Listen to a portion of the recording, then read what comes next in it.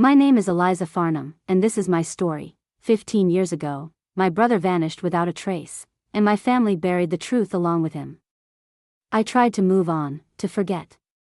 But then one phone call pulled me back to the house that never wanted to remember. I haven't forgotten. And this time, I won't leave until every secret is dragged into the light. If you love family betrayal and revenge stories, don't forget to like, subscribe, and turn on notifications for more powerful, emotional stories like this one. It started with a phone call I never expected, and didn't want. I was folding laundry when my phone buzzed across the kitchen counter. At first, I ignored it. But when I glanced at the screen and saw Aunt Carol flash across the top, something deep in my chest twisted. I hadn't spoken to her in over 15 years. Not since Nathan disappeared. Against my better judgment, I answered, "Lizzie." She chirped like nothing had ever happened. Like she hadn't helped bury the truth. "We're planning a little family reunion next weekend. At the house in Concord.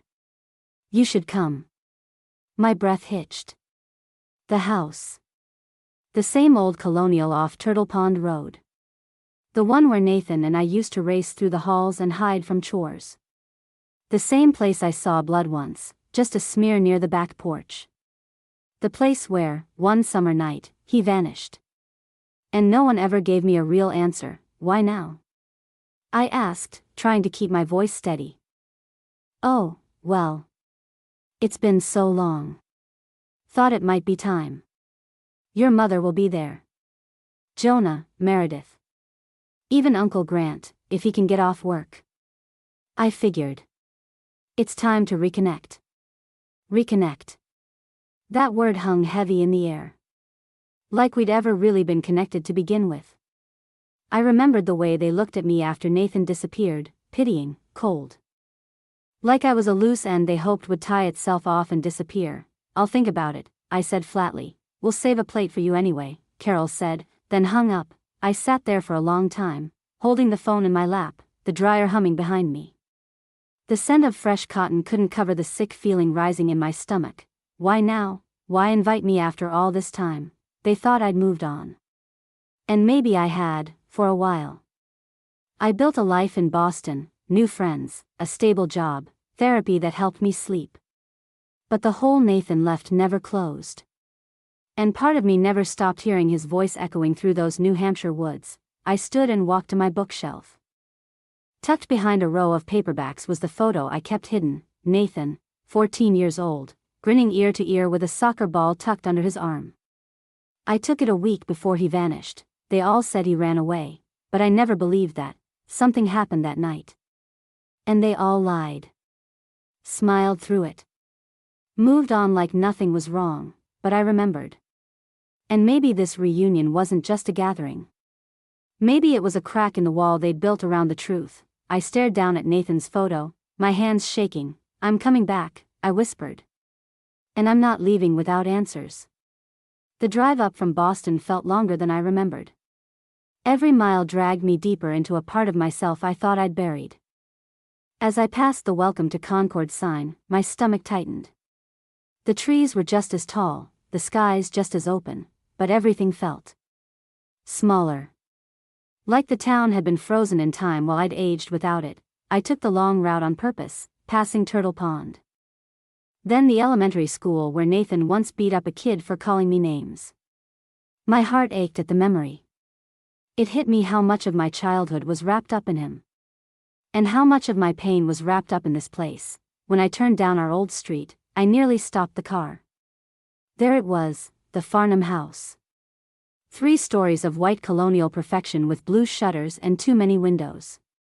It looked exactly the same. Perfect, polished, cold.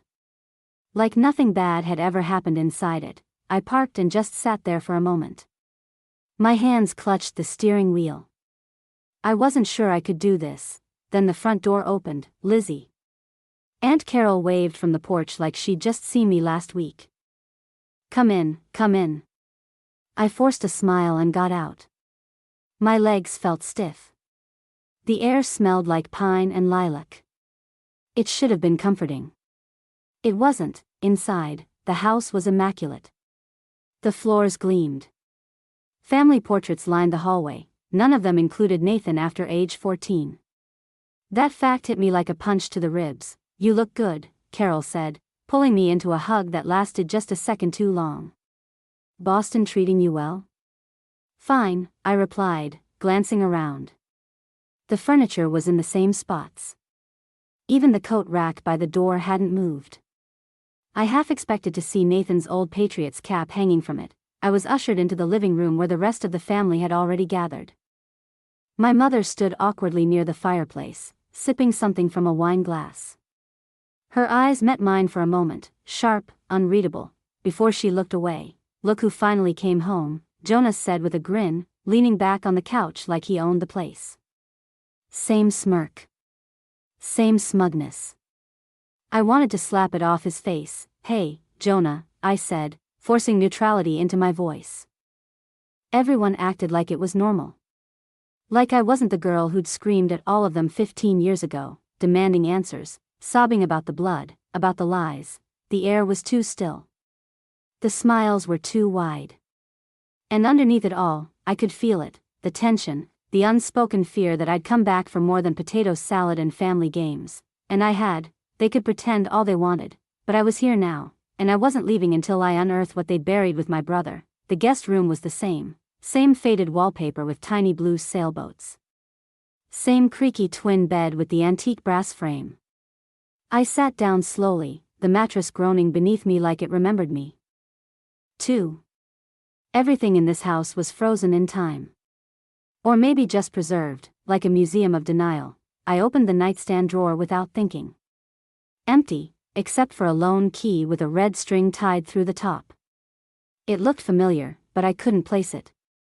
My fingers traced the brass teeth before I slipped it into my pocket. Just in case, downstairs, I could hear voices floating up through the floorboards. Carol laughing too loudly, Jonah telling some exaggerated story about work. It all felt like theater. A stage built to keep the truth hidden behind carefully memorized lines. I stood and walked to the window. Outside, the backyard looked almost serene. The hydrangeas were in bloom, thick blue clusters surrounding the edges of the lawn like a natural fence. But I remembered what was buried beneath them. Not a body, but something darker. I saw it so clearly. Nathan, age 14, kneeling in the dirt behind the bushes. His hands were covered in soil as he tried to bury something. I was only 11, but I remember him whispering, "Don't tell Mom." He'd looked terrified. And whatever he was hiding, it wasn't just a broken toy. I blinked. The memory evaporated like mist. But the chill it left behind stayed with me. I went downstairs to find the kitchen empty. The sliding glass door to the backyard was open. Carol was outside, pruning the hydrangeas with careful snips, her expression peaceful. Like she wasn't the same woman who told me Nathan probably just ran away. Like she hadn't stood on the porch the night he vanished, clutching a mug and saying, "He's always been restless." "You've kept the yard up," I said, stepping out onto the patio. She turned, surprised. "Oh, yes. These hydrangeas are stubborn. Won't bloom for some people. But for me, they always do." I gave a small smile. Funny what thrives in the right conditions. She didn't respond. From the corner of my eye, I saw Jonah watching us from the living room window. He looked like he was trying to measure something, my presence, maybe. My intent. As the day wore on, the house filled with more relatives. Cousins I barely recognized, all of them treating this like some happy little Hallmark movie. But beneath the smiles and casseroles, I could feel it, tension. The kind that grows in walls over time. The kind that chokes. No one talked about Nathan. No one mentioned his name.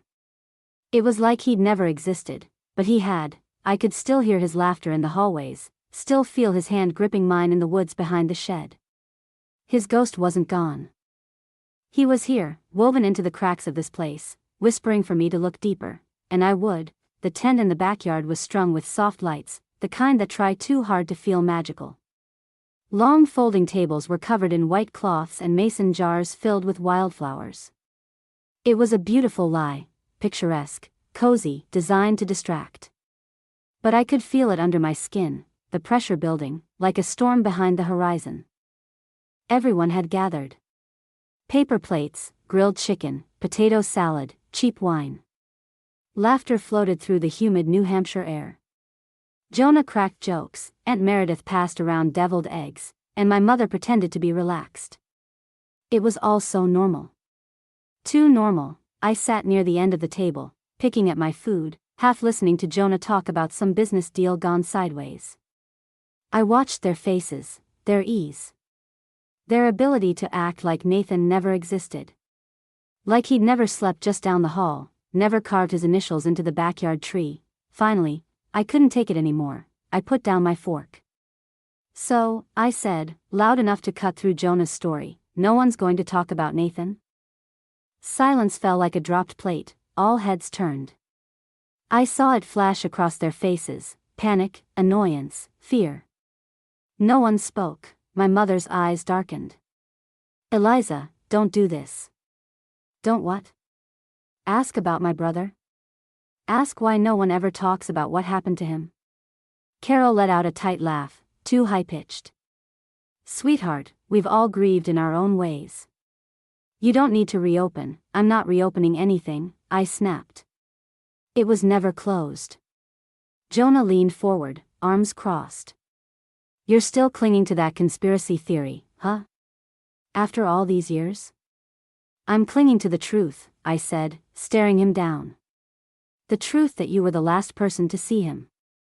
The truth that Uncle Grant came home with muddy boots in the middle of July. The truth that Nathan didn't just run away. He stood now, jaw clenched. You need to stop this. No, you need to stop pretending. I was 16. I remember the blood on the back porch. I remember how everyone got real quiet that night. And I remember being told to forget it. You're being dramatic, Aunt Meredith said, voice icy. This is not the time. When is the time? I demanded. You all buried him long before the cops ever gave up. But I didn't. And I won't. The air under the tent was thick, suffocating. The only sounds were the buzz of insects and the soft clink of someone setting down a glass too hard. Then my mother spoke, voice trembling. Eliza. Not here. Her eyes didn't plead.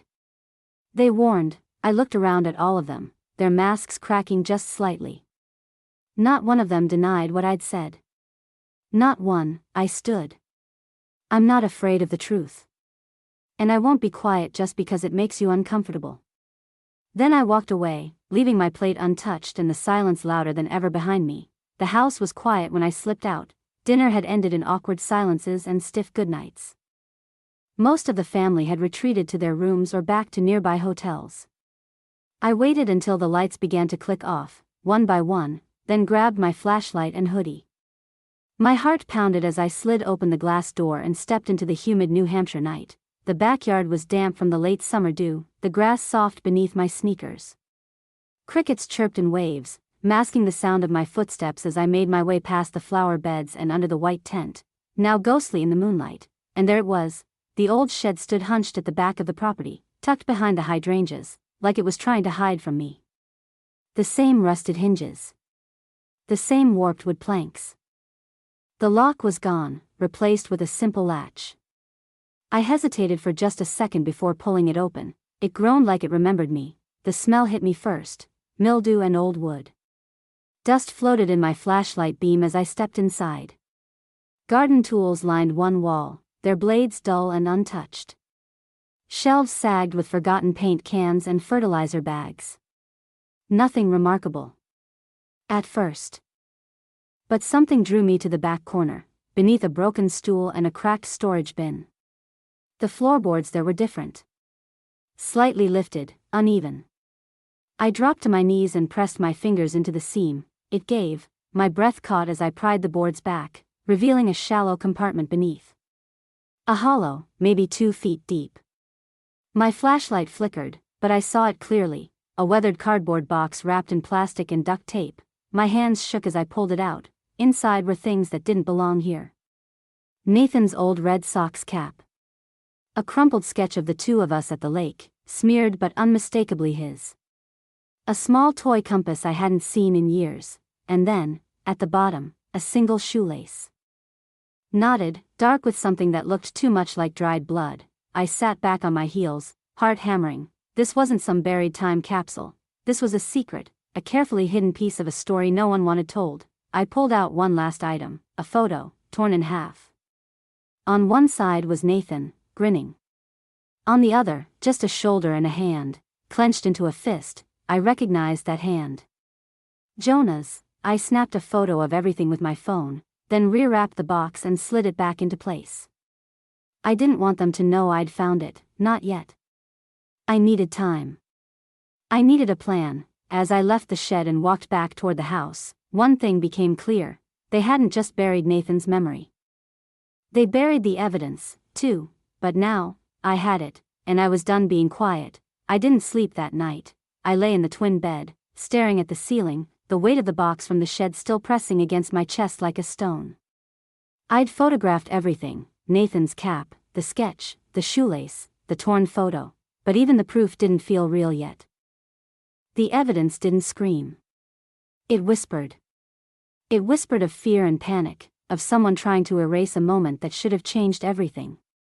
And they nearly succeeded, but now, it was in my hands. I scrolled through the pictures again, stopping on the photo: Nathan's smile frozen forever, Jonah's arm half cut from the frame. I knew that hand.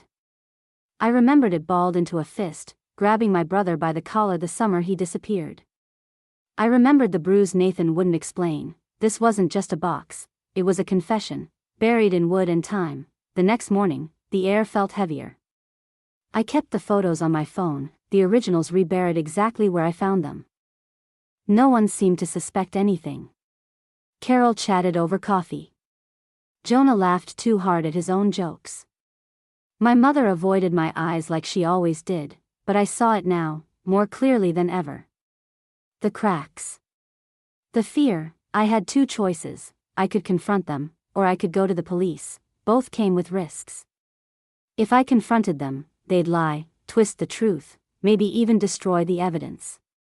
But if I went to the police too soon, with a shoelace, a cap, a photo, they might not take it seriously.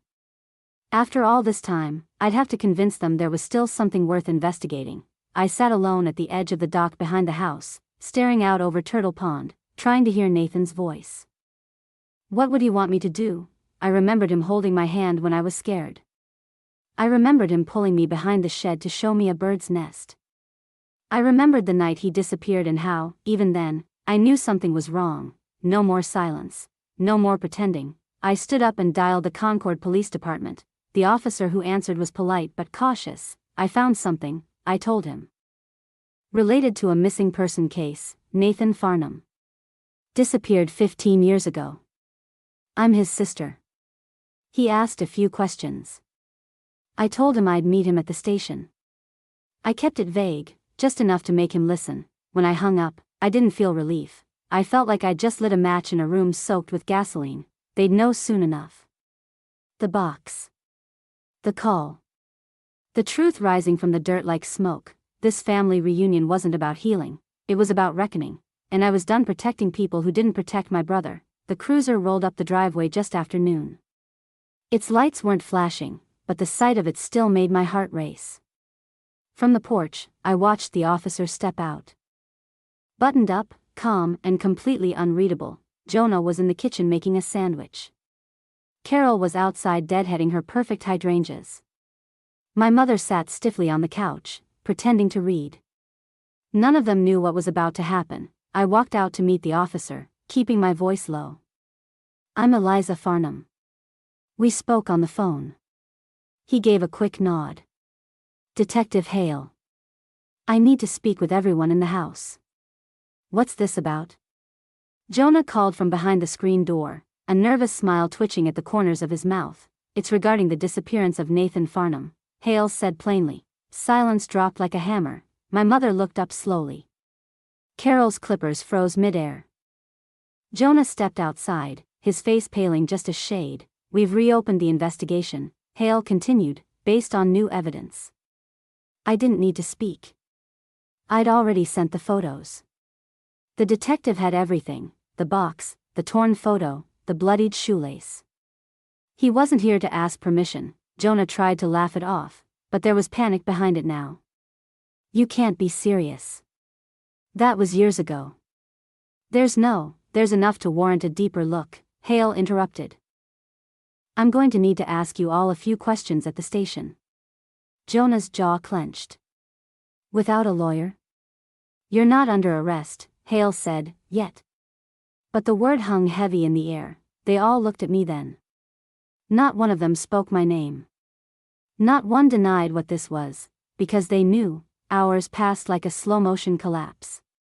Officers walked the yard, measured the shed, combed through family photos that had been on display for years, everything except the ones with Nathan in them. They brought dogs. Forensics. Shovels. By evening, they found bones. Near Turtle Pond, right where I remembered Nathan pointing before he vanished. Where they said there was nothing, a medical examiner would confirm the truth in a few days. But we all knew. The arrest started the next morning. Jonah was taken first, for obstruction and suspicion of involvement. He didn't fight it. Didn't scream. Just hung his head and let them cuff him in the driveway. Carol was next, for accessory after the fact. She cried on the porch, hands shaking as they read her rights. The neighbors watched from behind curtains. Some filmed on their phones. The Farnham name, once polished and respected in this town, was splattered across headlines by nightfall. My mother never looked at me as she was questioned. But I could feel her hatred radiating from across the room. Not because I was wrong, but because I had told, let them hate me. Let the town whisper, I didn't come for peace, I came for justice, and finally, it was here. They found his body 3 feet down, wrapped in a deteriorated blue tarp, just beyond the tree line near Turtle Pond. The medical examiner said it would take weeks to confirm with DNA, but I didn't need a report. It was him. Nathan had finally come home. I stood behind the yellow tape, hands clenched in the pockets of my jacket, watching as the investigators worked in the soft morning light. The air smelled like pine and damp earth, just like it did the night he vanished. The same wind rustled through the trees, but now it carried something else, truth. Detective Hale approached quietly. We'll keep you updated as we analyze the remains. I know this isn't easy. I nodded. It's not supposed to be. He didn't argue. Later, I returned to the house, not for comfort, but for confrontation. My mother was still there, sitting stiffly at the kitchen table with her hands wrapped tightly around a mug of cold tea. Her eyes were red but dry. Her posture perfect. She hadn't said a word to me since the police arrived. I took the seat across from her, the weight of everything we never said pressing down between us. You knew, I said. My voice didn't shake. Maybe not everything. But enough. She looked at me, eyes hollow. I didn't know where he was. That's not what I said. She stared at her tea like it might offer her a way out. He was always so angry that summer. So full of fire. Your uncle. He said Nathan attacked Jonah. Said he ran into the woods afterward. I wanted to believe that. But you didn't, I whispered. She didn't deny it. I found blood, I continued. You cleaned it up. You told me it was paint. I believed you. I was a kid. You were his sister, she said bitterly. Always defending him. You don't know how difficult he was. He was a boy. I snapped. And he trusted you. We both did. A pause. Then she looked up, her expression unreadable. What do you want from me, Eliza? Forgiveness? No, I said. I want you to feel what I felt. Every night I wondered if he was cold, if he was scared, if he thought I gave up on him. I thought I was protecting you, she whispered. I stood. You were protecting yourself. And them. She didn't follow me when I walked out. I drove to Turtle Pond and sat on the bench where Nathan and I used to throw stones into the water. I clutched his old Red Sox cap in my hands, the fabric frayed at the edges, damp from tears I didn't realize I'd shed. I'm sorry it took so long, I whispered. But I'm here now. The pond rippled gently, as if acknowledging me. For the first time in 15 years, the silence didn't feel heavy. It felt like release, like something sacred was finally being heard. The courtroom smelled like dust and old paper. Wooden benches creaked beneath us. My palms were cold, though I'd stopped shaking weeks ago. Jonah sat across the room, hands cuffed, face hard with the same forced indifference he'd worn since we were kids. Aunt Carol was further down the row, eyes red, hair pulled into a tight bun like grief could be managed if you kept the strands in place. My mother didn't show, maybe she couldn't. Or maybe she just wouldn't. When the charges were read aloud, manslaughter, obstruction of justice, unlawful disposal of human remains, it didn't feel like triumph. It felt like excavation. Like digging up a rotted truth we all knew was there but were too scared to touch. I testified with my voice steady. I told the truth, not just about what I found, but what I remembered. The arguments. The blood. The silence. I spoke about Nathan, not as the missing boy frozen in time, but as the brother who taught me how to ride a bike, who drew superheroes on my math homework, who held my hand when I had nightmares. And when it was over, when the gavel came down and the proceedings moved towards sentencing, I walked out of that courthouse with something I hadn't had in years, a voice. The press asked for interviews. I declined. There wasn't anything else I needed to say to them. What mattered had already been said, to Nathan, to myself, and to the family that had tried to bury us both. I returned to Concord once more in early autumn, when the trees burned gold and red. Turtle Pond was quiet again, still as glass. I stood where they had found him, a small plaque now resting among the wildflowers. Nathan James Farnham, 1994 to 2009, beloved son. Cherished brother.